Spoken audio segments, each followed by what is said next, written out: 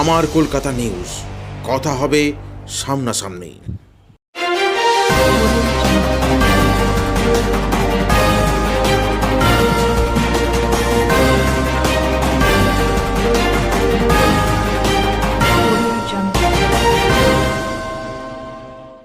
মর্মান্তিক পথ দুর্ঘটনায় প্রাণ গেল ৩ যুবকের।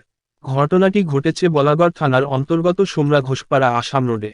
প্রশাসন সূত্রের জানা যায়, গুপ্তিপাড়া থেকে একটি 4 চাকার গাড়ি ও জিরাট থেকে গুপ্তিপাড়া থেকে 3 বাইক আরোহী যাওয়ার সময় 4 চাকার সঙ্গে মুখোমুখি সংঘর্ষ হওয়ার ফলে এই দুর্ঘটনাটি ঘটে।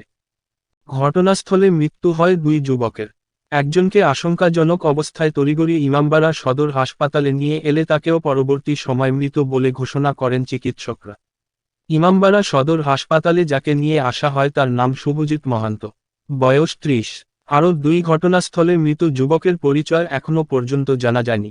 এই দুর্ঘটনায় গভীর শোকের ছায়া পরিবারের সহ আত্মীয় পরিজনদের মধ্যে। আমার কলকাতা নিউজ, কথা হবে সামনাসামনি।